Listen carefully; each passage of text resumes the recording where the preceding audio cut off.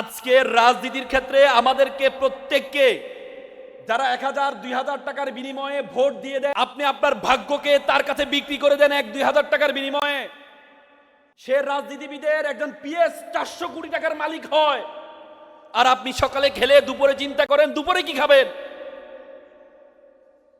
মনে রাখবেন, যে রাজনীতিবিদ আপনাদের কাছে ভোট চাইতে আসবে, রাজনীতিবিদকে জিজ্ঞেস করবেন আপনার কোনো পেশা আছে কিনা।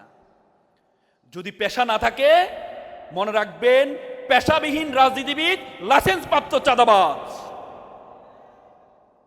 আপনি বলবেন আগে আপনার পেশা ঠিক করে আসেন, পেশা আছে কিনা আপনার। আপনার যদি পেশা না থাকে, আপনি আমার কাছে ভোট চাইতে আসবেন না। আপনাদের প্রতি দায়িত্ব, 2000 জীবন দিয়ে আপনাদের কাছে দিয়ে গেছে বাংলাদেশটাকে। আজকে আপনারা অনেক সৌভাগ্যবান, এখানে যারা আছেন অনেক সৌভাগ্যবান। 2010 সালে আপনাদের মতো নবীন ছিলাম আমি। খুব স্বপ্ন, গ্রাম থেকে আসছি, খুব স্বপ্ন নিয়ে ঢাকা বিশ্ববিদ্যালয়ে হলে উঠবো, খুব স্বপ্ন। সেদিন ছিল মেবি 10 জানুয়ারি 2010 সাল। হলে উঠবো, সূর্য সেন হল অ্যাটেস্ট, হলে উঠবো। তখন ছাত্রলীগ ক্ষমতায়। চিন্তা করলাম হলে উঠতে হলে তো তারা কিছু প্রশ্ন করে, বড় ভাইরা বলে যে প্রশ্ন করবে, ছাত্রলীগ সম্বন্ধে প্রশ্ন করবে, তারা দেখবে তুমি ছাত্রলীগ করো কিনা। অনেক প্রিপারেশন নিয়ে বিভিন্ন জিনিস পড়ে টোরে গেলাম। ভাবলাম যে নবীন বরণ করবে। রাত 10টায় গেস্ট রুম ডাকা হয়েছে আমাদেরকে, যারা ফার্স্ট ইয়ার হলে উঠবো, নবীন বরণ করছে আমাদেরকে। আজকে তোমাদের নবীন বরণ দেখে বিশ্বাস করো আমি নিজেকে ধরে রাখতে পারছি না। তোমাদের নবীন বরণ আর আমাদের নবীন বরণ। রাত 10টায় বাইরে এক একজন 3 কোয়ার্টার, 2 কোয়ার্টার, 1 কোয়ার্টার পরে সোফার মধ্যে বসে আছেন, পায়ের উপর পা তুলে। আর আমরা মনে হচ্ছে যেন কোথা থেকে আসছি, এক জন্তু জানোয়ার। দাঁড় করালেন আমাদেরকে সবাইকে, ওনারা সোফার পায়ের উপর পা ধরে বসে আছেন, আর আমাদেরকে দাঁড় করেন। কেউ একজন সিগারেট টানছেন, আর কেউ একজন। চেহারা দেখে তো কি বরণ করবে আমাকে, তাদের চেহারা দেখলে তো ভয় আরো। দাঁড়ালাম, আমরা সবাই দাঁড়ালাম, আমাদেরকে প্রশ্ন করছে, 10টা প্রশ্ন করছে আমাকে। ছাত্রলীগ প্রতিষ্ঠা হয়েছে কখন, ছাত্রলীগের প্রথম সভাপতি কে, বর্তমান সভাপতি, সবটা মুখস্থ করছি। এমসিকিউতে কিছুদিন আগে পড়ে আসছি পরীক্ষা দিয়ে, ভর্তি পরীক্ষায় বিভিন্ন প্রশ্ন।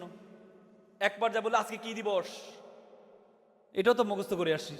শেখ মুজিবুর রহমান প্রত্যাবর্তন দিবস। শেখ মুজিবুর রহমান প্রত্যাবর্তন দিবস বলার পরে আমার দিকে এভাবে তাকালেন। আমি বললাম কি রে ভাই, ভুল তো বলি নাই, প্রশ্ন তো যেভাবে প্রশ্ন পাইছি উত্তর তো সেভাবে দিয়েছি। সবাই দেখি মানে আমার দিকে এমন ভাবে তাকাচ্ছেন, বলে ছুরি নিয়ে এর হাত কাটবো, পা কাটবো। আমি কি রে ভাই, কি ভুল করলাম। জিয়াউর রহমান তো বলি না, শেখ মুজিবুরতে বললাম। বললো যে তোর এত বড় সাহস, তুই জাতির জনক বঙ্গবন্ধু বলিস নাই। আরে বাবারে, বইতে তো আর এত বড় লেখা নাই। এমসিকিউ পড়ছি, ওখানে তো লেখা আছে শেখ মুজিবুর রহমান প্রত্যাবর্তন দিবস, জাতির জনক বঙ্গবন্ধু শেখ। আমরা অনেক বলেন জাতির জনক বঙ্গবন্ধু শেখ মুজিবুর রহমান, মানে আমরা তো লকব বলি না, সারা গায়ে চুলকানি, গায়ে গায়ে খড়খড়ানি, কত কিছু বলি না আমরা ঘোষণা দেওয়ার আগে। হ্যাঁ, তো ভাবলাম এবার তো তারা প্রত্যেকে মানে আমার হাত পা কেটে ফেলবে। আমি তো নতুন নবীন, গ্রাম থেকে আসছি, কি বলবো, দাঁড়ায় আছি। তাদের অ্যাপ্রোচ দেখে আমি বেহুঁশ হয়ে পড়ে গেছিলাম সেদিন। পরবর্তীতে আমাকে দ্রুত নেওয়া হয়। আবার প্রত্যেকটা হলে তাদের আবার 2টা গ্রুপ থাকে, একটা হচ্ছে সভাপতি গ্রুপ, একটা সেক্রেটারি গ্রুপ। তো সভাপতি গ্রুপের বাড়ি ছিল কুমিল্লা, নাম ছিল সাইদ মজুমদার।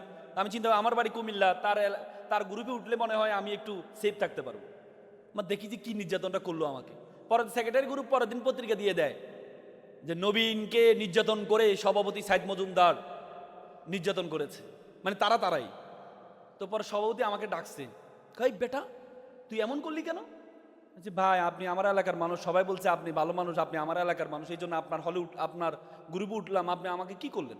যা বেটা তুই এমন করলি, তুই তো আমার রাজনীতি শেষ করে দিলি। আমি ভাবছি তোরা আমি নেতা বানাবো, তুই আমার এলাকা, তুই অস্ত্র টস্ত্র ধরতে পারিস কিনা, তোর সাহসটাও আছে কিনা, এগুলো দেখার জন্য তোরা একটু পরীক্ষা করলাম। তাই বললাম তো আগে বলে দিবেন না যে তোরে পরীক্ষা করবো, তাহলে প্রশ্নটা ফাঁস হয়ে গেলে তো আমি নিজেকে একটু সেফ রাখতে পারতাম। আপনি যেভাবে ওপেনলি আমাকে বললেন হাত কাট পা কাট, আমি তো নিজেকে আর ধরে রাখতে পারি না যে হাত পা। আর আপনাদের চেহারা দেখলে তো চেহারাই। তার মানে তখন নবীনদেরকে শিখানো হতো যে তুমি কিভাবে নেতা হইবা, অস্ত্র ধরতে পারো কিনা, তোমার সাহস কতটুকু, কলিজা কতটুকু, সেটা দেখা হতো। আজকে তোমরা অনেক সৌভাগ্যবান। তোমরা আজকে অনেক সৌভাগ্যবান। You are very lucky, you are very lucky যে তোমাদের কাজকে বরণ করে নিচ্ছে সুন্দর করে। এজন্য এই যে দায়িত্ব, যারা দায়িত্বটা পালন করছে, এই সুন্দর বাংলাদেশ পাওয়ার জন্যই আমাদের 2000 শিক্ষার্থী জীবন দিয়েছে। বুঝতে পেরেছ? তো সুতরাং দায়িত্ব কত বা আছে কিনা? আছে, আছে। আজকে তোমরা এখানে শিক্ষার্থী আছো, তোমরা মানে you must mind it, this is the beginning. You must mind it, this is the beginning, it's a very very beginning of your journey. Sukanta Bhattacharya বলেছেন যে ক্ষুধার রাজ্যে পৃথিবী গদ্যময়, পূর্ণিমার চাঁদ যেন জলসানো রুটি। মানে ক্ষুধা লাগলে চাঁদকেও রুটি মনে হয়। তো সে অবস্থায় আমাকে বলা হলো বক্তৃতা দেওয়ার জন্য। বক্তৃতা মানে বক যোগ তিতা, মানে তিতা বক বকানি। This is really rigid, really difficult to listen bitter speech in empty stomach. খালি পেটে তিতা বকবকানো শোনা যায় না। শোনা যায়? যায় না। কিন্তু আমি বিশ্বাস করি তোমরা সবাই হচ্ছে কাজী নজরুল ইসলাম বিশ্ববিদ্যালয়ের ছাত্র ছাত্রী। তোমরা এমন একটি নাম বহন করো, এমন একটি নাম বহন করো যে নামের নামটা শুনলেই শরীরের লোম দাঁড়িয়ে যায়। ঠিক না? ঠিক কিনা? বিদ্রোহী কবি, বিদ্রোহী কবি যখন ছোটবেলায় যখন কলিকাতার আশা শুনেছিলেন, তিনি একটা রুটি দোকানে চাকরি করতেন। তার মাকে দেখার জন্য একদিনে ছুটি নিয়ে গিয়ে ছিলেন, মা অসুস্থ ছিলেন, এর জন্য 3 দিন ছিলেন। পরবর্তীতে যখন আবার দোকানে আসলেন, ওনাকে খুব বকাঝকা করলেন। উনি তো একটু বিদ্রোহী মানুষ, উনি বকাঝকা সহ্য করতে পারেন নাই, উনি বের হয়ে গেলেন, চাকরিই করব না। পরে গিয়ে আপনাদের ত্রিশাল অঞ্চলের একজন দারোগা ছিলেন, রফিজ উদ্দিন। উনি কলকাতায় জব করতেন।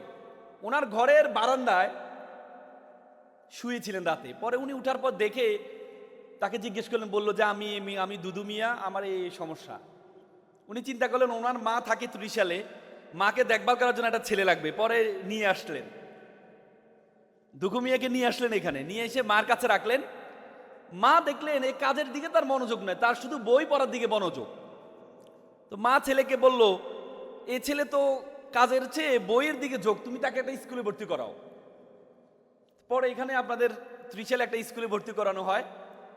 ভর্তি করানোর পরে ক্লাস 8-এ যখন উনি পড়েন, তখন ফার্সি ভাষায় একটা সাবজেক্ট ছিলেন। বাঙালি যারা, তারা এটা পারতেন না, খুব বেশি ভালো পারতেন না। সবাই ফেল করলেন, একমাত্র স্টুডেন্ট যিনি 96 পেয়েছেন নাম। এখন সবাই ফেল করছেন, যিনি টিচার তারও তো একটা আত্মসম্মানের বিষয়, সবাই ফেল করলো। তো পরে 5 মার্কস বাড়িয়ে দিয়ে সবাইকে পাশ করানো হলো। কবি নজরুল গিয়ে বললো আমাকেও 5 মার্কস বাড়া দিতে হবে। শিক্ষকরা তো বিপদে পড়লেন, পাইছে 96, 5 যদি বাড়াই তাহলে তো 100-র উপরে চলে যায় না। বলছে না, তোমাকে বাড়া দেওয়া হবে না। তো সে বললো যেখানে বৈষম্য আছে আমি সেখানে পড়বো না, কোনো বৈষম্য সমাজে আমি পড়বো না। আজকে সেই নজরুল আজকে আমাদের জাতীয় কবি হয়েছে।